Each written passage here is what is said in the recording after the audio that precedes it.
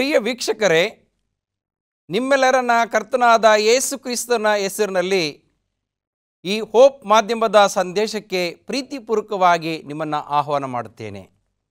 ಈ ವಾಕ್ಯವನ್ನು ಕೇಳುವುದಕ್ಕೆ ಸಿದ್ಧರಾಗಿರುವಂಥ ನಿಮ್ಮ ಜೀವಿತದಲ್ಲಿ ದೇವರು ಒಂದು ಅದ್ಭುತವನ್ನು ಮಾಡುವುದಕ್ಕೆ ಶಕ್ತನಾಗಿದ್ದಾನೆ. ಹಾಗಾದರೆ ಪ್ರಾರ್ಥನೆ ಮಾಡೋಣವಾ? ಖಂಡಿತ ಪ್ರಾರ್ಥನೆ ಮಾಡೋಣ. ತಲೆಯನ್ನು ಬಾಗಿಸಿ. ಸರ್ವಶಕ್ತನಾದ ಕರುಣಾಳು ತಂದೆಯಾದ ದೇವರೇ, ಈ ಸಂದೇಶವನ್ನು ಕೇಳುವುದಕ್ಕೆ ಸಿದ್ಧರಾಗಿರುವಂಥ ನಮ್ಮ ಎಲ್ಲ ಪ್ರಿಯ ವೀಕ್ಷಕರಿಗೆ ನಾವು ಪ್ರಾರ್ಥನೆ ಮಾಡುತ್ತೇವೆ. ಎಷ್ಟೋ ಜನರು ಚಿಂತೆ, ದುಃಖ, ಕಣ್ಣೀರಿನಿಂದಿದ್ದಾರೆ. ಎಷ್ಟೋ ಜನರು ಫೋನ್ ಕರೆ ಮಾಡಿ ನಮಗೋಸ್ಕರವಾಗಿ ಪ್ರಾರ್ಥಿಸಿರಿ, ನಮ್ಮಲ್ಲಿ ಅನೇಕ ಕಷ್ಟಗಳಿದೆ, ಪ್ರಾರ್ಥಿಸಿರಿ ಎಂಬುದಾಗಿ ಕೇಳಿಕೊಂಡಿದ್ದಾರೆ. ಅನೇಕರನ್ನು ನಾವು ಭೇಟಿ ಮಾಡಿದ್ದೇವೆ, ಅವರ ಕಷ್ಟಗಳನ್ನು ಕಣ್ಣಾರೆ ನೋಡಿದ್ದೇವೆ.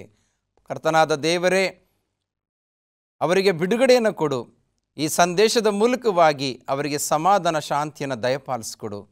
ಈ ದಿನ ಅನೇಕ ಮಕ್ಕಳು ಪರೀಕ್ಷೆ ಬರೆಯುವುದಕ್ಕೆ ಹೋಗುವಂಥವರಾಗಿದ್ದಾರೆ. ಅವರಿಗೆ ಬೇಕಾದ ಜ್ಞಾನ, ತಿಳುವಳಿಕೆಯನ್ನು ದಯಪಾಲಿಸಿಕೊಡು. ಪ್ರತಿಯೊಬ್ಬರು ತಮ್ಮ ಕೆಲಸ ಕಾರ್ಯಗಳಿಗೆ ಹೋಗುವಾಗ ಬರುವಾಗ ಪವಿತ್ರಾತ್ಮನ ಸಹಾಯ ಕೃಪೆ ಅವರೊಂದಿಗೆ ಸದಾಕಾಲ ಇರಲಿ ಎಂದು ಯೇಸುವಿನ ನಾಮದಲ್ಲಿ ಪ್ರಾರ್ಥಿಸುತ್ತೇವೆ ನಮ್ಮ ತಂದೆಯೇ, ಆಮೇನ್. ಬಹಳ ಸಂತೋಷ ಪ್ರಿಯ ವೀಕ್ಷಕರೇ, ದೇವರು ನಿಮ್ಮನ್ನು, ನಿಮ್ಮ ಕುಟುಂಬವನ್ನು ವಿಶೇಷವಾಗಿ ಆಶೀರ್ವದಿಸಲಿ. ತಾವೆಲ್ಲರೂ ಕೂಡ ದೈವಿಕ ವಾಕ್ಯದ ಸಂದೇಶವನ್ನು ಕೇಳುವುದಕ್ಕೆ ಬಹಳ ಆತುರದಿಂದ ಸಿದ್ಧರಾಗಿರುವುದು ಬಹಳ ಸಂತೋಷ. ಈ ದಿನದ ದೈವಿಕ ವಾಕ್ಯದ ಸಂದೇಶದ ಮುಖ್ಯ ಭಾಗ, ದೇವರ ಎಣಿಕೆಯಲ್ಲಿ ನಾವು ಏನಾಗಿದ್ದೇವೆ. ಹೀಗೆ ಪ್ರತಿಯೊಬ್ಬರಲ್ಲಿ ಒಂದು ಪ್ರಶ್ನೆ ಇದೆ. ಆದರೆ ಈ ದಿನದ ಸಂದೇಶದಲ್ಲಿ ನೋಡುತ್ತೇವೆ, ದೇವರು ನಮ್ಮ ಬಗ್ಗೆ ಚಿಂತಿಸುವಾತನಾಗಿದ್ದಾನೆ. ದೇವರು ಪ್ರತಿಯೊಬ್ಬರ ವಿಚಾರಗಳಲ್ಲಿ ಅವರ ಜೀವಿತದ ಬಗ್ಗೆ ಚಿಂತಿಸುವಂಥ ದೇವರಾಗಿದ್ದಾನೆ. ಈ ಲೋಕದ ಜನರು ನಮ್ಮ ಬಗ್ಗೆ ಚಿಂತೆ ಮಾಡುವುದಿಲ್ಲ. ಈ ಲೋಕದಲ್ಲಿ ಯಾವ ದೇವರು ಕೂಡ ನಮ್ಮ ಬಗ್ಗೆ ಚಿಂತಿಸುವಾತನಲ್ಲ. ಜೀವ ಸ್ವರೂಪನಾದಂಥ ಯೇಸು ಕ್ರಿಸ್ತನು ನಮ್ಮ ವಿಷಯದಲ್ಲಿ ಚಿಂತಿಸುವಂಥವನಾಗಿದ್ದಾನೆ. ದೇವರ ವಾಕ್ಯದಲ್ಲಿ ಪೌಲನು ಎಫೆಸದವರಿಗೆ ಬರೆದಂಥ ಪತ್ರಿಕೆ 3ನೇ ಅಧ್ಯಾಯ 17ರಿಂದ 19 ವಚನಗಳ ತನಕ ಓದುವಾಗ ಅಲ್ಲಿ ದೇವರ ವಾಕ್ಯ ಸ್ಪಷ್ಟವಾಗಿ ಹೇಳುವಂಥದ್ದಾಗಿದೆ. ಪ್ರಿಯ ವೀಕ್ಷಕರೇ, ಈ ಸಮಯದಲ್ಲಿ ಆ ವಾಕ್ಯ ಓದುವುದಾದರೆ, ಕ್ರಿಸ್ತನು ನಿಮ್ಮ ನಂಬಿಕೆಯ ಮೂಲಕ ನಿಮ್ಮ ಹೃದಯಗಳಲ್ಲಿ ವಾಸ ಮಾಡುವ ಹಾಗೆಯೂ ಆತನು ತನ್ನ ಮಹಿಮಾತಿಶಯದ ಪ್ರಕಾರ ಅನುಗ್ರಹಿಸಲಿ. ನೀವು ದೇವರ ಪ್ರೀತಿಯಲ್ಲಿ ನೆಲೆಗೊಂಡು ನಿಂತು ಅದರ ಅಗಲ, ಉದ್ದ, ಎತ್ತರ, ಆಳ ಎಷ್ಟೆಂಬುದನ್ನು ದೇವ ಜನರಲ್ಲೊಂದಿಗೆ ಗ್ರಹಿಸಲು ಜ್ಞಾನಕ್ಕೆ ಮೀರುವ ಕ್ರಿಸ್ತನ ಪ್ರೀತಿಯನ್ನು ತಿಳಿದುಕೊಳ್ಳಲು ಪೂರ್ಣಶಕ್ತರಾಗಿದ್ದು ದೇವರ ಸಂಪೂರ್ಣತೆಯ ಮಟ್ಟಿಗೂ ಪರಿಪೂರ್ಣರಾಗುವ ಹಾಗೆ ನಿಮಗೆ ದಯಪಾಲಿಸಲಿ ಎಂದು ಆತನನ್ನು ಬೇಡಿಕೊಳ್ಳುತ್ತೇನೆ. ಪೌಲನ ಜೀವಿತದಲ್ಲಿ ಆತನು ಎಫೆಸ ಪಟ್ಟಣಕ್ಕೆ ಆತನು ಬೇಡಿಕೊಳ್ಳುವಾಗ, ಆತನ ವಾಕ್ಯವನ್ನು ಗಮನಿಸುವಾಗ, ನೀವು ದೇವರ ಪ್ರೀತಿಯಲ್ಲಿ ನೆಲೆಗೊಂಡಿರಬೇಕು, ಅದರ ಉದ್ದ, ಆಳ, ಎತ್ತರ ಎಷ್ಟೆಂಬುದಾಗಿ ನೀವು ಗ್ರಹಿಸುವುದಕ್ಕೆ, ಜ್ಞಾನವನ್ನು, ಪ್ರೀತಿಯನ್ನು ತಿಳಿದುಕೊಳ್ಳುವುದಕ್ಕೆ ನೀವು ಪೂರ್ಣ ಶಕ್ತರಾಗುವ ಹಾಗೆ ನಾನು ದೇವರಲ್ಲಿ ಬೇಡಿಕೊಳ್ಳುತ್ತೇನೆ ಎಂಬುದಾಗಿ ಇಲ್ಲಿ ಪೌಲನು ಆ ಎಫೆಸ ಸಭೆಗೆ ಮಾತ್ರವಲ್ಲ, ದೇವರ ಮಕ್ಕಳಾಗಿರುವಂಥ ನಮ್ಮ ವಿಷಯದಲ್ಲಿ ಬೇಡುವಂಥವನಾಗಿದ್ದಾನೆ. ಅದೇ ರೀತಿಯಾಗಿ ಯೇಸು ಕ್ರಿಸ್ತನು ಕೂಡ ಈ ದಿನದಲ್ಲಿಯೂ ಕೂಡ ಯಾಜಕರಲ್ಲಿ ಮಹಾಯಾಜಕನಾಗಿ ಆತನು ಪರಲೋಕದಲ್ಲಿ ತಂದೆಯ ಬಳಿಯಲ್ಲಿ ನಮಗೋಸ್ಕರವಾಗಿ ಆತನು ಪ್ರತಿನಿತ್ಯವೂ ವಿಜ್ಞಾಪನೆಯನ್ನು ಮಾಡುವಾತನಾಗಿದ್ದಾನೆ. ಯಾಕೆ? ಆತನು ಮಾಡಿದ ವಾಗ್ದಾನ, ಆತನು ಹೇಳಿದಂಥ ರೀತಿಯಲ್ಲಿ ಯೋಹಾನನು ಬರೆದ ಸುವಾರ್ತೆ 14ನೇ ಅಧ್ಯಾಯ 1, 2, 3 ವಚನಗಳನ್ನು ಗಮನಿಸುವಾಗ, ನಿಮ್ಮ ಹೃದಯವು ಕಳವಳಗೊಳ್ಳದೇ ಇರಲಿ, ನನ್ನನ್ನು ನಂಬಿರಿ, ನನ್ನ ತಂದೆಯಾದ ದೇವರನ್ನ ನಂಬಿರಿ. ನನ್ನ ತಂದೆಯ ಸ್ಥಳದಲ್ಲಿ ಬಹಳ ಬಿಡಾರಗಳಿದೆ, ಇಲ್ಲದಿದ್ದರೆ ನಾನು ಹೇಳ್ತಾ ಇರಲಿಲ್ಲ. ಯಾಕೆಂದರೆ ನಾನಿರುವ ಸ್ಥಳದಲ್ಲಿ ನೀವು ಕೂಡ ಇರಬೇಕೆಂಬುದಾಗಿ ದೇವರು ನಮಗೆ ಒಂದು ಅಭಯವನ್ನು ಕೊಟ್ಟು ಹೋಗಿದ್ದಾನೆ. ಇವತ್ತು ನಮ್ಮ ವಿಷಯದಲ್ಲಿ ಚಿಂತೆ ಮಾಡ್ತಾ ಇದ್ದಾನೆ. ಪ್ರಿಯ ವೀಕ್ಷಕರೇ, ಎಷ್ಟೋ ಜನರು ಅಯ್ಯೋ ನಮ್ಮ ಬಗ್ಗೆ ಚಿಂತಿಸುವಂಥವರಿಲ್ಲ, ನಾವು ಬಡತನದಲ್ಲಿದ್ದೇವೆ, ಚಿಂತೆಯಲ್ಲಿದ್ದೇವೆ, ದುಃಖದಲ್ಲಿದ್ದೇವೆ, ನಮ್ಮ ಮಕ್ಕಳ ಪರಿಸ್ಥಿತಿಯಲ್ಲಿ ನಮ್ಮ ಮಕ್ಕಳಿಗೆ ಮದುವೆ ಆಗಿಲ್ಲ, ನಮ್ಮ ಮಕ್ಕಳಿಗೆ ಒಂದು ಕೆಲಸ ಸಿಕ್ಕಿಲ್ಲ, ನಮ್ಮ ಕುಟುಂಬದಲ್ಲಿ ಪ್ರತಿಯೊಬ್ಬರಿಗೆ ಅನಾರೋಗ್ಯದ ಸಮಸ್ಯೆಗಳಿದೆ. ಈ ಎಲ್ಲ ಅನೇಕ ಚಿಂತೆಗಳಿಂದ, ಅನೇಕ ಸಾಲದ ಚಿಂತೆಯಿಂದ ಇವತ್ತು ನೀವು ಜೀವಿಸುತ್ತಾ ಇರುವುದಾದರೆ ನಮ್ಮ ಬಗ್ಗೆ ಚಿಂತಿಸುವುದಕ್ಕೆ, ನಮ್ಮ ಬಗ್ಗೆ ಕಾಳಜಿಯನ್ನು ತೆಗೆದುಕೊಳ್ಳುವುದಕ್ಕೆ ಒಬ್ಬನಿದ್ದಾನೆ. ಆತನೇ ಜೀವ ಸ್ವರೂಪನಾದಂಥ ದೇವರು. ಆತನು ನಮ್ಮ ವಿಷಯದಲ್ಲಿ ಚಿಂತಿಸುವವನಾಗಿದ್ದಾನೆ. ಯಾಕೆಂದರೆ ನಾವೆಲ್ಲರೂ ಕೂಡ ಒಂದೇ ಸಂಸ್ಥಾನದವರಾಗಿದ್ದೇವೆ. ಅದೇ ಎಫೆಸದವರಿಗೆ ಬರೆದ ಪತ್ರಿಕೆ 2ನೇ ಅಧ್ಯಾಯ 19ನೇ ವಚನದಲ್ಲಿ, ಹೀಗಿರಲಾಗಿ ನೀವು ಇನ್ನು ಮೇಲೆ ಪರದೇಶದವರು, ಅನ್ಯರೂ ಆಗಿರದೆ ದೇವ ಜನರೊಂದಿಗೆ ಒಂದೇ ಸಂಸ್ಥಾನದವರು, ದೇವರ ಮನೆಯವರು ಆಗಿದ್ದೀರಿ. ನಾವೆಲ್ಲರೂ ಕೂಡ ಒಂದೇ ಸಂಸ್ಥಾನದವರಾಗಿದ್ದಾರೆ, ನಾವೆಲ್ಲರೂ ಕೂಡ ಒಂದೇ ಸಂಸ್ಥಾನದವರಾಗಿದ್ದೇವೆ. ದೇವರು ನಮಗೋಸ್ಕರವಾಗಿ ಚಿಂತಿಸುವ ಆತನಾಗಿದ್ದಾನೆ. ನಾವು ಇನ್ನು ಅನ್ಯರಲ್ಲ, ನಾವು ಪರದೇಶದವರೂ ಅಲ್ಲ, ದೇವ ಜನರೊಂದಿಗೆ ಒಂದೇ ಸಂಸ್ಥಾನದವರಾಗಿದ್ದೇವೆ. ಇವತ್ತಿನ ದಿನದಲ್ಲಿ ಪ್ರಿಯ ದೇವ ಜನರೇ, ಕ್ರೈಸ್ತರಾಗಿ ನಾವು ಒಂದೇ ಕುಟುಂಬವಾಗಿರಬೇಕು. ಇವತ್ತು ಪ್ರಪಂಚದಲ್ಲಿ ಅನೇಕ ಸಭೆಗಳಿದೆ ಪ್ರಿಯರೇ. ಇವತ್ತು ಒಂದು ಸಭೆಯನ್ನು ಕಂಡ್ರೆ ಇನ್ನೊಂದು ಸಭೆಗೆ ಆಗುವುದಿಲ್ಲ. ಇವತ್ತು ಅವಿಭಾಜ್ಯ ಕುಟುಂಬ ಎಂಬುದಾಗಿ ಅನೇಕ ವರ್ಷಗಳ ಹಿಂದೆ ಇತ್ತು ಪ್ರಿಯರೇ. ಯಾಕೆಂದರೆ ಒಬ್ಬರ ಭಾರವನ್ನು ಒಬ್ಬರು ಹೊತ್ಕೊಳ್ತಾ ಇದ್ರು. ಆದರೆ ಇವತ್ತಿನ ದಿನದಲ್ಲಿ ಅನೇಕರಿಗೆ ಅನೇಕ ವಿಧದಲ್ಲಿ ಇವತ್ತು ಕುಟುಂಬಗಳು ಒಡೆದು ಹೋಗುವುದಕ್ಕೆ ಕಾರಣ ಏನೆಂಬುದಾಗಿ ನೋಡುವಾಗ, ಆ ಕುಟುಂಬದಲ್ಲಿ ಇನ್ನೊಬ್ಬರ ಭಾರವನ್ನು ಇನ್ನೊಬ್ಬರು ಹೊತ್ತುಕೊಳ್ಳುವುದಕ್ಕೆ ಹೋಗುವುದಿಲ್ಲ. ಅವರಲ್ಲಿ ಒಂದು ವೇಳೆ ಚಿಂತೆ, ದುಃಖ, ಕಣ್ಣೀರಿದ್ದು ಅವರ ಬಳಿಯಲ್ಲಿ ಹೇಳಿಕೊಂಡರೆ ಅವರು ಇನ್ನೂ ಚುಚ್ಚಿ ಮಾತನಾಡುವಂಥದ್ದನ್ನು ನಾವು ನೋಡುತ್ತೇವೆ. ಅವರನ್ನು ಹೀನೈಸಿ ಮಾತನಾಡುವಂಥದ್ದನ್ನು ನಾವು ನೋಡುತ್ತೇವೆ. ಇದು ನಮ್ಮ ಪ್ರಪಂಚದಲ್ಲಿ, ಸಮಾಜದಲ್ಲಿ ಸ್ಥಳೀಯವಾಗಿ ನಡೀತಿರುವಂಥ ವಿಚಾರವಾಗಿದೆ. ಇವತ್ತು ದೇವರು ನಮ್ಮನ್ನು ಪ್ರೀತಿಯಿಂದ ಕರೆಯುವಂಥವನಾಗಿದ್ದಾನೆ. ಹಾಗಾಗಿ ದೇವರು ಹೇಳುವಂಥ ಮಾತು, ನೀವೆಲ್ಲರೂ ಕೂಡ ಒಂದೇ ಮನೆಯವರು, ಒಂದೇ ಸಂಸ್ಥಾನದವರಾಗಿದ್ದೀರಾ. ಇವತ್ತು ಕ್ರಿಸ್ತನು ಸಭೆಗೆ ಶಿರಸ್ಸಾಗಿರುವ ಪ್ರಕಾರವಾಗಿ ಇವತ್ತು ನಾವೆಲ್ಲರೂ ಕೂಡ ಒಂದೇ ಆಗಿದ್ದೇವೆ ಪ್ರಿಯರೇ. ಇವತ್ತಿನ ದಿನದಲ್ಲಿ ನಾವು ಕ್ರಿಸ್ತನ ದೇಹವನ್ನು ಬೇರೆ ಬೇರೆ ಮಾಡಿಕೊಂಡು, ನಾನು ಈ ಸಭೆಯವನು, ಆ ಸಭೆಯವನು, ನಾನು ಅಲ್ಲಿಂದ ಬಂದವನು, ನಾನು ಆದಿ ಕ್ರೈಸ್ತನು, ಹೀಗೆ ಅನೇಕ ವಿಧದಲ್ಲಿ ಇವತ್ತು ನಮ್ಮನ್ನು ನಾವು ಹೆಚ್ಚಿಸಿಕೊಳ್ಳುತ್ತಾ ಇದ್ದೇವೆ. ನಮ್ಮಲ್ಲೇ ಅನೇಕರು ಕಷ್ಟದಲ್ಲಿರುವಾಗ ಅವರ ಬಗ್ಗೆ ನಾವು ಚಿಂತೆ ಮಾಡುವುದಿಲ್ಲ ಪ್ರಿಯರೇ. ಈ ಲೋಕದ ಜನರು ನಮ್ಮನ್ನು ಕೈ ಬಿಡಬಹುದು. ಯಾಕೆಂದರೆ ದಾವೀದ ನೋಡಿ ಎಷ್ಟು ಚೆನ್ನಾಗಿ ಹೇಳ್ತಾನೆ ಅಂತಂದರೆ, 118ನೇ ಕೀರ್ತನೆ 9ನೇ ವಚನದಲ್ಲಿ, ದೇವರ ವಾಕ್ಯದ ಪ್ರಭುಗಳ ಮೇಲೆ ಭರವಸೆಯನ್ನು ಇಡಬೇಡ್ರಿ, ಅವರು ಏನು ಮಾಡಲು ಶಕ್ತರಲ್ಲ. ದೇವರ ಮೇಲೆ ಭರವಸೆಯನ್ನು ಇಡಬೇಕು ಪ್ರಿಯರೇ, ದೇವರ ಮೇಲೆ ಆತ್ಕೊಳ್ಬೇಕು. ಇವತ್ತು ನಾವು ನಮ್ಮ ಜೀವಿತದಲ್ಲಿ ತೆಗೆದುಕೊಳ್ಳುವಂಥ ನಿರ್ಧಾರದಿಂದ ನಾವು ಅನೇಕ ಚಿಂತೆಗಳಿಗೆ ಒಳಗಾಗಿದ್ದೇವೆ. ಅದಕ್ಕೋಸ್ಕರವಾಗಿ ದೇವರ ವಾಕ್ಯ ಹೇಳುತ್ತೆ, ಪೌಲನು ಫಿಲಿಪ್ಪಿಯವರಿಗೆ ಬರೆದ ಪತ್ರಿಕೆ 4ನೇ ಅಧ್ಯಾಯ 4ನೇ ವಚನದಿಂದ ಓದುವಾಗ, ಯಾವಾಗಲೂ ಕರ್ತನಲ್ಲಿ ಸಂತೋಷಿಸಿರಿ. ಇವತ್ತು ಸಂತೋಷ ಇದೆಯಾ? ಮನೆಯಲ್ಲಿ ಸಮಾಧಾನ ಇದೆಯಾ? ಇಲ್ಲ. ಯಾಕೆಂದರೆ ಸರ್ವ ವಿಷಯದಲ್ಲಿಯೂ ಚಿಂತೆಯಲ್ಲಿ ಇದ್ದಾರೆ. ಆದರೆ ಭಕ್ತನಾದಂಥ ಪೌಲ ಫಿಲಿಪ್ಪಿ ಸಭೆಗೆ ಹೇಳ್ತಾನೆ, ನನ್ನ ಮಕ್ಕಳೇ, ಯಾವಾಗಲೂ ನೀವು ಕರ್ತನಲ್ಲಿ ಸಂತೋಷ ಪಡಿರಿ. ಇವತ್ತು ಕರ್ತನಲ್ಲಿ ಸಂತೋಷವಿಲ್ಲ ಪ್ರಿಯರೇ. ಲೋಕದ ಭೋಗಗಳಲ್ಲಿ ಸಂತೋಷ ಪಡ್ತಾ ಇದ್ದಾರೆ, ಲೋಕದ ಆಶೆಗಳಲ್ಲಿ ಸಂತೋಷ ಪಡ್ತಾ ಇದ್ದಾರೆ. ಕರ್ತನಲ್ಲಿ ನಾವು ಸಂತೋಷ ಪಡಬೇಕಾಗಿದೆ ಪ್ರಿಯರೇ. ಆತನ ವಾಕ್ಯವನ್ನು ಕೇಳಿ, ಆತನ ಆಜ್ಞೆಗಳನ್ನು ಕೈಕೊಂಡು, ಆತನ ಪರಿಶುದ್ಧವಾದ ದಿನದಲ್ಲಿ ಆತನ ಆಲಯಕ್ಕೆ ಹೋಗಿ ಪ್ರಾರ್ಥನೆಗಳನ್ನು, ವಿಜ್ಞಾಪನೆಗಳನ್ನು ಮಾಡುವುದರ ಮೂಲಕವಾಗಿ ನಾವು ಯಾವಾಗಲೂ ಕೂಡ ಸಂತೋಷ ಭರಿತರಾಗಿದ್ದೇವೆ. ಕೆಲವರು ಚಲನಚಿತ್ರ ಮಂದಿರಕ್ಕೆ ಹೋಗ್ತಾರೆ, ಸಂತೋಷ ಸಿಗೋದಿಲ್ಲ. ಇನ್ನು ಕೆಲವರು ಮದ್ಯಪಾನ ಮಾಡುವುದಕ್ಕೆ ಹೋಗ್ತಾರೆ, ಸಂತೋಷ ಸಿಗುವುದಿಲ್ಲ. ಅಂದರೆ ನಮ್ಮಲ್ಲಿರುವ ಚಿಂತೆ ಹೋಗಲಿ ಅಂತೇಳಿ ಈ ಒಂದು ಮನೋರಂಜನಾ ಕಾರ್ಯಕ್ರಮಗಳಲ್ಲಿ ಭಾಗವಹಿಸ್ತಾರೆ ಪ್ರಿಯರೇ. ಸಂತೋಷ ಸಿಗುತ್ತಾ? ಖಂಡಿತ ಸಿಗಲ್ಲ. ಇನ್ನು ಕೆಲವರು ನಾನು ಈ ದಿನ ಚರ್ಚ್ಗೆ ಹೋದರೆ ನನಗೆ ಸಂತೋಷ ಸಿಗುತ್ತೆ ಎಂಬುದಾಗಿ ಸಬ್ಬತ್ತಿನ ದಿನದಲ್ಲಿ ಚರ್ಚ್ಗೆ ಹೋಗ್ತಾರೆ.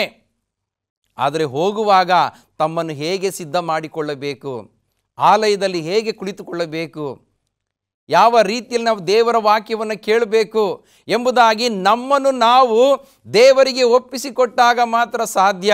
ದಾವೀದನು ತನ್ನ ಕೀರ್ತನೆ 122:1 ಹೇಳುವಂಥವನಾಗಿದ್ದಾನೆ, ಯೆಹೋವನ ಮಂದಿರಕ್ಕೆ ಹೋಗೋಣ ಬಾ ಎಂದು ಜನರು ನನ್ನನ್ನು ಕರೆದಾಗ ನನಗೆ ಸಂತೋಷವಾಯಿತು. ಇವತ್ತು ಆತನ ಮಂದಿರಕ್ಕೆ ಹೋಗುವಂಥದ್ದೇ ಸಂತೋಷ. ಜನರು ನನ್ನನ್ನು ಕರೆದಾಗ ನನಗೆ ಸಂತೋಷವಾಯಿತು. ಇವತ್ತಿನ ದಿನದಲ್ಲಿ ಪ್ರಿಯ ವೀಕ್ಷಕರೇ, ಜನರು ಒಂದು ವೇಳೆ ಬನ್ನಿರಿ ಪರಿಶುದ್ಧವಾದ ಸಬ್ಬತ್ತಿನ ದಿನದಲ್ಲಿ 7ನೇ ದಿನದಲ್ಲಿ ಆತನ ಪರಿಶುದ್ಧವಾದಂಥ ಆಲಯಕ್ಕೆ ಹೋಗೋಣ ಎಂಬುದಾಗಿ ಕರೆಯುವಂಥ ಸಮಯದಲ್ಲಿ ಅಯ್ಯೋ ನಾನು ಬರುವುದಿಲ್ಲ, ನಾನು ಆ ದೇವರನ್ನು ನಂಬಿ ನನಗೆ ಯಾವ ಪ್ರಯೋಜನ ಇಲ್ಲ, ನನ್ನಲ್ಲಿ ಅನೇಕ ಚಿಂತೆ ಇದೆ, ನನ್ನ ಕುಟುಂಬದಲ್ಲಿ ಸಮಸ್ಯೆ ಇದೆ, ನಮ್ಮ ಮಕ್ಕಳಿಗೆ ಒಂದು ಕೆಲಸ ಸಿಕ್ಕಿಲ್ಲ, ಮಕ್ಕಳಿಗೆ ಮದುವೆ ಆಗಿಲ್ಲ, ನಮ್ಮ ಕುಟುಂಬದಲ್ಲಿ ಅನೇಕ ಅನಾರೋಗ್ಯದ ಸಮಸ್ಯೆಗಳಿದೆ, ನಾವು ಆ ಸಭೆಗೆ ಬರುವುದರಿಂದ ನಮ್ಗೆ ಯಾವ ಬಿಡುಗಡೆ ಇಲ್ಲ. ಚಿಂತೆಯನ್ನು ಚಿಂತೆಯಾಗಿ ಇಟ್ಕೊಂಡ್ರೆ ಆ ಚಿಂತೆಯಿಂದ ಹೊರಗೆ ಬರುವುದಕ್ಕೆ ಸಾಧ್ಯವಿಲ್ಲ. ಪ್ರಿಯ ವೀಕ್ಷಕರೇ, ಆ ಚಿಂತೆಯನ್ನು ಇವತ್ತಿನ ದಿನದಲ್ಲಿ ಹೊತ್ತುಕೊಳ್ಳುವುದಕ್ಕೆ ನಮ್ಮ ದೇವರಿದ್ದಾನೆ. ಆತನೇ ಜೀವ ಸ್ವರೂಪನಾದಂಥ ಯೇಸು ಕ್ರಿಸ್ತನು. ಆತನು ಸಮಾಧಾನದ ಪ್ರಭುವಾಗಿದ್ದಾನೆ. ನಮಗೋಸ್ಕರವಾಗಿ ರಕ್ತವನ್ನು ಕೊಟ್ಟಂಥ ದೇವರಾಗಿದ್ದಾನೆ. ಯಾವ ರಕ್ತ? ನಿಷ್ಕಳಂಕವಾದಂಥ ಯಜ್ಞದ ಕುರಿಯದಾತನೋ ರಕ್ತದಿಂದಲೋ ಎಂಬಂತೆ ನಿಮಗೆ ಬಿಡುಗಡೆಯಾಗಿದೆ. ಯಾವುದೇ ಚಿನ್ನ ಬೆಳ್ಳಿ ಬಂಗಾರಗಳಿಂದ ನಿಮಗೆ ಬಿಡುಗಡೆಯಾಗಿಲ್ಲ ಪ್ರಿಯರೇ, ಅಥವಾ ಅದರಿಂದ ನಿಮಗೆ ಸಮಾಧಾನ ಸಿಕ್ಕಿಲ್ಲ. ಇವತ್ತಿನ ದಿನದಲ್ಲಿ ಎಷ್ಟೇ ಐಶ್ವರ್ಯವಂತನಿದ್ದರೂ ಕೂಡ ಅವನು ಚಿಂತೆಯಲ್ಲಿ ಇದ್ದಾನೆ. ಒಬ್ಬ ಬಡವನಾದರೂ ಯಾವ ಚಿಂತೆ ಇಲ್ಲದೆ ನೆಮ್ಮದಿಯಾಗಿ ಊಟ ಮಾಡಿ ಆತನು ನೆಮ್ಮದಿಯಾಗಿ ನಿದ್ರೆ ಮಾಡ್ತಾನೆ ಪ್ರಿಯರೇ. ಯಾಕೆಂದರೆ ಕೀರ್ತನೆ 4ನೇ ಅಧ್ಯಾಯ 8ನೇ ವಚನದಲ್ಲಿ ನಾನು ನಿರ್ಭಯನಾಗಿರುವುದರಿಂದಲೇ ಮಲಗಿದ ಕೂಡಲೇ ನಾನು ನಿದ್ರೆ ಮಾಡ್ತೇನೆ. ಎಂಥ ಅದ್ಭುತವಾದಂಥ ಮಾತುಗಳು ದಾವೀದನ ಮಾತುಗಳು. ನಾನು ನಿರ್ಭಯನಾಗಿರುವುದರಿಂದ ಮಲಗಿದ ಕೂಡಲೇ ನಾನು ನಿದ್ರೆ ಮಾಡ್ತೇನೆ. ಆ ನಿದ್ರೆ ಇವತ್ತು ಐಶ್ವರ್ಯವಂತರಿಗೂ ಇಲ್ಲ ಪ್ರಿಯರೇ. ಇವತ್ತು ಯಾರು ಚಿಂತೆ ದುಃಖ ಕಣ್ಣೀರನ್ನು ತ್ಯಜಿಸಿ ಕ್ರಿಸ್ತನೊಂದಿಗೆ ಜೀವಿಸುತ್ತಾರೆ ಅಂಥವರಿಗೆ ಪೂರ್ಣ ಸಮಾಧಾನ ಇರುವಂಥದ್ದಾಗಿದೆ. ಮುಂದೆ ಆತನು ಹೇಳುವಂಥದ್ದು, ನಿಮ್ಮ ಸೈರಣೆಯು ಎಲ್ಲ ಮನುಷ್ಯರಿಗೆ ಗೊತ್ತಾಗಲಿ. ನಿಮ್ಮ ಸೈರಣೆಯು, ನಿಮ್ಮ ಜೀವಿತ ಏನು, ನಿಮ್ಮ ಪರಿಸ್ಥಿತಿ ಏನು, ನಿಮ್ಮ ಮನಸ್ಸಿನಲ್ಲಿರುವಂಥ ಆಲೋಚನೆ ಏನು, ಎಲ್ಲ ಸೈರಣೆಯು ಮನುಷ್ಯರಿಗೆ ಗೊತ್ತಾಗಬೇಕಾಗಿದೆ. ಇವತ್ತು ಕದ್ದು ಮುಚ್ಚಿ ಆಡುವುದರಿಂದ ಯಾವ ಪ್ರಯೋಜನವಿಲ್ಲ. ನಟನೆಗಳನ್ನು ಮಾಡುವುದರಿಂದ ಯಾವ ಪ್ರಯೋಜನ ಇಲ್ಲ. ನಾನು ಆಲಯಕ್ಕೆ ಹೋಗಿದ್ದೇನೆ ಎಂಬುದಾಗಿ ಸುಳ್ಳು ಹೇಳುವಂಥವರಿದ್ದಾರೆ. ನಾನು ವಾಕ್ಯವನ್ನು ಓದಿದ್ದೇನೆ ಎಂಬುದಾಗಿ ಸುಳ್ಳು ಹೇಳುವಂಥವರಿದ್ದಾರೆ. ನಾನು ದಿನಕ್ಕೆ 5 ಸಾರಿ, ದಾನಿಯೇಲನಾಗೆ 3 ಸಾರಿ, ದಾವೀದನ ಹಾಗೆ 7 ಸಾರಿ ಪ್ರಾರ್ಥನೆ ಮಾಡ್ತಾ ಇದ್ದೇನೆ ಎಂಬುದಾಗಿ ಸುಳ್ಳು ಹೇಳಿ ನಟನೆಗಳನ್ನು ಮಾಡುವಂಥವರಿದ್ದಾರೆ. ಇಂಥ ನಟನೆಗಳ ಕ್ರೈಸ್ತಿಯ ಜೀವಿತ ಬೇಡ ಪ್ರಿಯರೇ. ಇವತ್ತಿನ ದಿನದಲ್ಲಿ ಎಲ್ಲ ಮನುಷ್ಯರಿಗೆ ಗೊತ್ತಾಗಲಿ, ಕರ್ತನು ಹತ್ತಿರವಾಗಿದ್ದಾನೆ. ಯಾರಿಗೆ? ಎಲ್ಲರಿಗೂ ಅಲ್ಲ. ಯಾರು ಕರ್ತನ ಸಮೀಪಕ್ಕೆ ಬರುತ್ತಾರೆ ಅವರಿಗೆ ಕರ್ತನು ಹತ್ತಿರವಾಗಿದ್ದಾನೆ, ಅವರ ಚಿಂತೆಯನ್ನು ಹೊತ್ತುಕೊಳ್ಳುವವನಾಗಿದ್ದಾನೆ. ಯಾವ ಸಂಬಂಧವಾಗಿಯೂ ಚಿಂತೆ ಮಾಡದೆ. ಎಂಥ ಅದ್ಭುತವಾದಂಥ ವಾಕ್ಯಗಳು, ಇದೆಲ್ಲರಿಗೆ ಗೊತ್ತಿರುವಂಥದ್ದೇ. ಯಾವ ಸಂಬಂಧವಾಗಿಯೂ ಚಿಂತೆ ಮಾಡದೆ ಸರ್ವ ವಿಷಯದಲ್ಲಿ ದೇವರ ಮುಂದೆ ಕೃತಜ್ಞತಾಸ್ತುತಿಯನ್ನು ಪ್ರಾರ್ಥನೆ ವಿಜ್ಞಾಪನೆಗಳನ್ನು ಮಾಡುತ್ತಾ ನಿಮಗೆ ಬೇಕಾದದನ್ನು ತಿಳಿಯಪಡಿಸಿರಿ. ಇವತ್ತು ನಿಮಗೆ ಬೇಕಾದದನ್ನು ತಿಳಿಯಪಡಿಸಿರಿ. ಎಲ್ಲ ಚಿಂತೆಯನ್ನು ಬಿಡ್ರಿ. ಎಲ್ಲ ಗ್ರಹಿಕೆಯನ್ನು ಮೀರುವ ದೇವರ ಶಾಂತಿಯು ನಿಮ್ಮ ಹೃದಯಗಳನ್ನು, ನಿಮ್ಮ ಯೋಚನೆಗಳನ್ನು ಕ್ರಿಸ್ತ ಯೇಸುವಿನಲ್ಲಿ ಕಾಯುವುದು. ನಿಮ್ಮ ಹೃದಯದ ಆಲೋಚನೆಗಳನ್ನು, ಪರಿಸ್ಥಿತಿಯನ್ನು, ಮನಸ್ಥಿತಿಯನ್ನು ಕ್ರಿಸ್ತ ಯೇಸುವಿನಲ್ಲಿ ಕಾಪಾಡುವಂಥದ್ದಾಗಿದೆ. ಯಾವ ಸಂಬಂಧವಾಗಿಯೂ ಚಿಂತೆ ಮಾಡಬೇಡಿ ಪ್ರಿಯರೇ. ಇವತ್ತಿನ ದಿನದಲ್ಲಿ ಖಂಡಿತವಾಗಿ ಈ ಕಾರ್ಯಕ್ರಮವನ್ನು ವೀಕ್ಷಣೆ ಮಾಡುತ್ತಾ ಇರುವಂಥ ವಿಶ್ವಾಸಿಗಳೇ, ಖಂಡಿತವಾಗಿಯೂ ಪವಿತ್ರಾತ್ಮನು ನನ್ನ ಹೃದಯದಲ್ಲಿ ಮಾತನಾಡುತ್ತಾ ಇದ್ದಾನೆ. ನಿಮ್ಮಲ್ಲಿ ಅನೇಕ ಚಿಂತೆ ಇದೆ. ಈ ಕಾರ್ಯಕ್ರಮವನ್ನು ವೀಕ್ಷಣೆ ಮಾಡುತ್ತಾ ಇರುವಂಥ ನಿಮ್ಮಲ್ಲಿ ಅನೇಕ ಚಿಂತೆ ಇದೆ. ಆ ಚಿಂತೆಯಿಂದ ಹೊರ ಬರಬೇಕಾದ್ರೆ ನೀವು ಕರ್ತನಲ್ಲಿ ಸಂತೋಷ ಪಡಿರಿ. ಎಲ್ಲ ಸೈರಣೆಯು ಎಲ್ಲ ಮನುಷ್ಯರಿಗೆ ಗೊತ್ತಾಗಲಿ. ಯಾವ ಸಂಬಂಧವಾಗಿ ಚಿಂತೆ ಮಾಡದೆ ನಿಮಗೆ ಬೇಕಾದವುಗಳನ್ನು ತಿಳಿಯಪಡಿಸಿರಿ. ಎಲ್ಲ ಗ್ರಹಿಕೆಯನ್ನು ಮೇರುವ ದೇವರ ಶಾಂತಿಯು ನಿಮ್ಮ ಹೃದಯಗಳನ್ನು ಆಲೋಚನೆಗಳನ್ನು ಕ್ರಿಸ್ತ ಯೇಸುವಿನಲ್ಲಿ ನಿಮ್ಮನ್ನು ಕಾಯುವಂಥದ್ದಾಗಿದೆ ಪ್ರಿಯರೇ. ಆತನು ಯಜಮಾನನಂತಿದ್ದು ನಿಮ್ಮನ್ನು ಕಾಯುವಾತನಾಗಿದ್ದಾನೆ. ಯಾಕೆ ಚಿಂತೆ ಮಾಡ್ತಾ ಇದ್ದೀರಾ? ಚಿಂತೆ ಮಾಡುವ ಅವಶ್ಯಕತೆ ಇಲ್ಲ. ಪ್ರಿಯ ದೇವಜನರೇ, ದೇವರ ವಾಕ್ಯದಲ್ಲಿ ಮತ್ತಾಯನು ಬರೆದ ಸುವಾರ್ತೆ 6ನೇ ಅಧ್ಯಾಯ ನಾವು ನೋಡ್ತೇವೆ. ಮತ್ತಾಯನು ಬರೆದ ಸುವಾರ್ತೆ 6ನೇ ಅಧ್ಯಾಯ 25ನೇ ವಚನದಿಂದ ನಾವು ಓದುತ್ತಾ ಬರುವುದಾದರೆ, ನಾನು ಎಲ್ಲವನ್ನ ಓದುವುದಕ್ಕೆ ಹೋಗುವುದಿಲ್ಲ. 27ನೇ ವಚನ, ಚಿಂತೆ ಮಾಡಿ ಮಾಡಿ 1 ಮೊಳ ಉದ್ದ ಬೆಳೆಯುವುದು ನಿಮ್ಮಲ್ಲಿ ಯಾರಿಂದಾದೀತು? ಪ್ರಶ್ನೆ.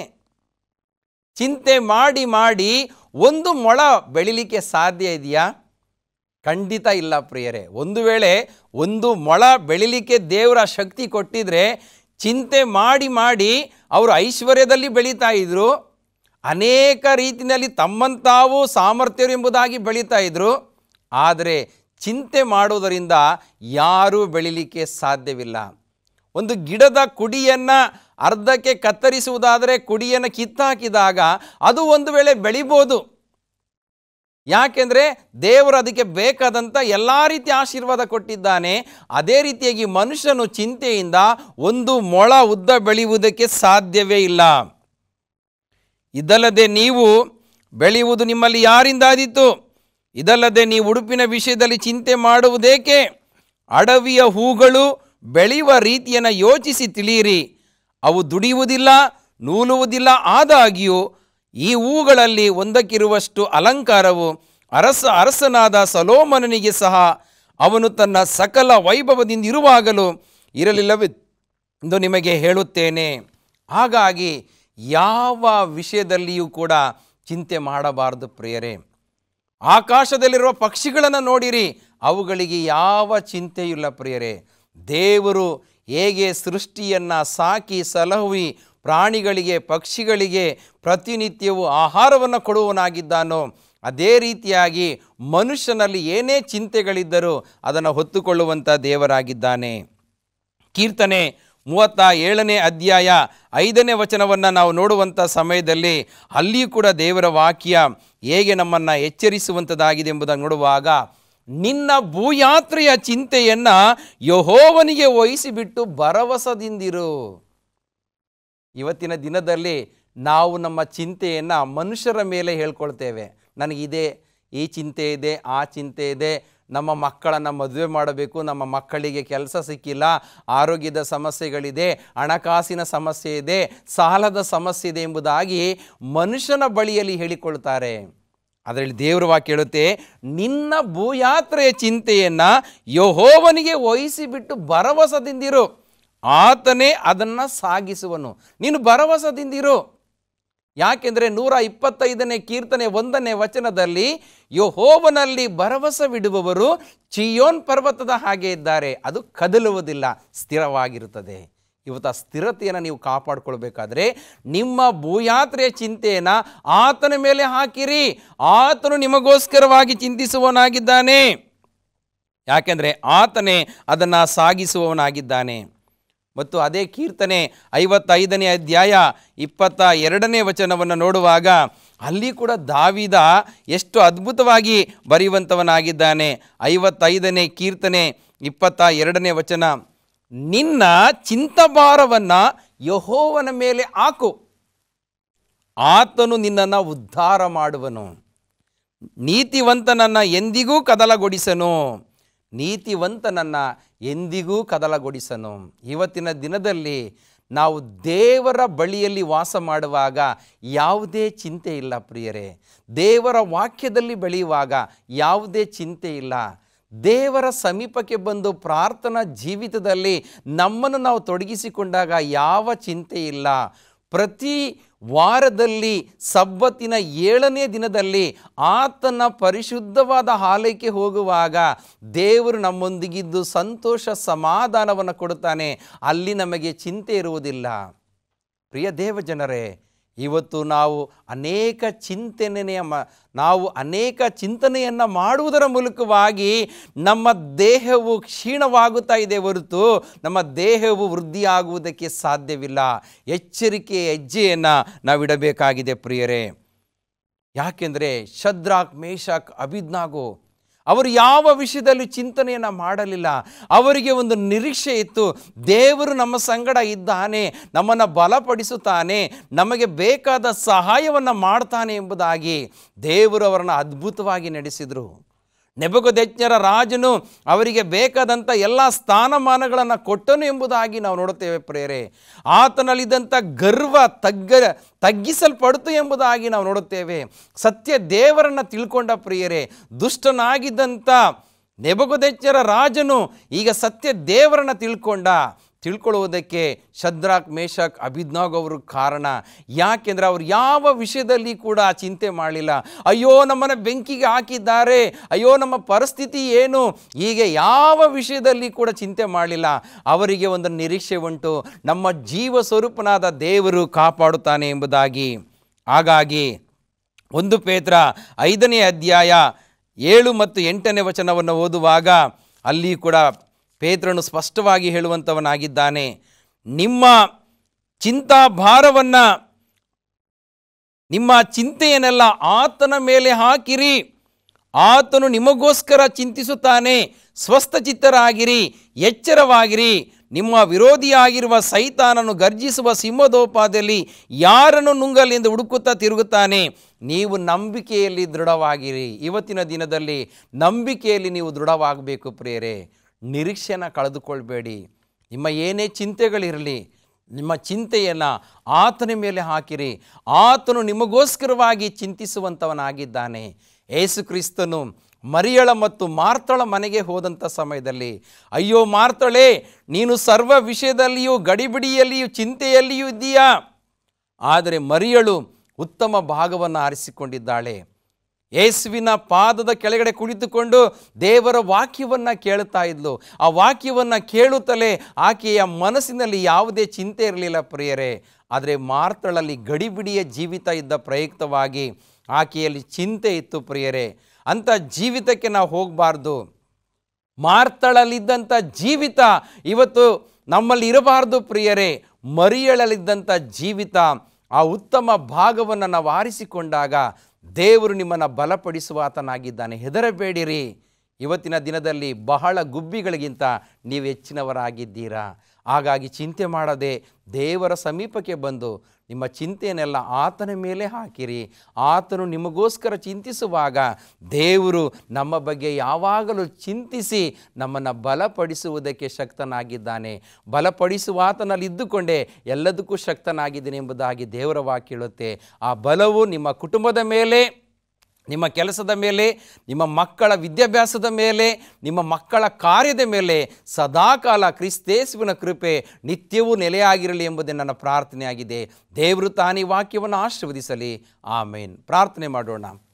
ಸರ್ವಶಕ್ತನಾದ ದೇವರೇ, ಈ ಸಂದೇಶವನ್ನು ಕೇಳಿದಂಥ ಯಾರಿಗಾದರೂ ಚಿಂತೆ, ದುಃಖ, ಕಣ್ಣೀರಿರುವುದಾದರೆ ಎಲ್ಲವನ್ನು ತೆಗೆದುಹಾಕು. ಅವರ ಕುಟುಂಬದಲ್ಲಿ ಸಮಾಧಾನ, ಶಾಂತಿ, ಆರೋಗ್ಯದ ವಿಷಯದಲ್ಲಿ ಆರೋಗ್ಯವನ್ನು ಕೊಡು ಸ್ವಾಮಿ. ಅವರ ಮಕ್ಕಳ ವಿದ್ಯಾಭ್ಯಾಸದಲ್ಲಿ, ಕಾರ್ಯದಲ್ಲಿ ಜಯವನ್ನು ಕೊಡು ಸ್ವಾಮಿ. ಪ್ರಾರ್ಥನೆಯನ್ನು ಕೇಳಿದ್ದಕ್ಕಾಗಿ ಸ್ತೋತ್ರ. ಯೇಸುವಿನ ನಾಮದಲ್ಲಿ ಪ್ರಾರ್ಥಿಸುತ್ತೇವೆ ನಮ್ಮ ತಂದೆಯೇ. ಆಮೇನ್. ಪ್ರಿಯ ವೀಕ್ಷಕರೇ, ಈ ಕಾರ್ಯಕ್ರಮದ ಮೂಲಕವಾಗಿ ಪ್ರಾರ್ಥನಾ ಬೇಡಿಕೆ ಇದೆಯಾ? ಈ ಕೆಳಕಂಡ ದೂರವಾಣಿಯ ಸಂಖ್ಯೆಗೂ ವಿಳಾಸಕ್ಕೂ ನಿಮ್ಮ ಅನಿಸಿಕೆಗಳನ್ನು ಬರೆಯುವುದಾದರೆ ನಾವು ನಿಮಗೋಸ್ಕರವಾಗಿ ಯಾವಾಗಲೂ ಪ್ರಾರ್ಥನೆಯನ್ನು ಮಾಡುತ್ತೇವೆ. ದೇವರು ನಿಮ್ಮನ್ನು, ನಿಮ್ಮ ಕುಟುಂಬವನ್ನು ಈ ದಿನದಲ್ಲಿ, ಈ ಸಮಯದಲ್ಲಿ ವಿಶೇಷವಾಗಿ ತನ್ನ ಆತ್ಮನ ಬಲದಿಂದ ಕಾಪಾಡಲಿ ಎಂಬುದೇ ನನ್ನ ಪ್ರಾರ್ಥನೆಯಾಗಿದೆ. ಆಮೇನ್.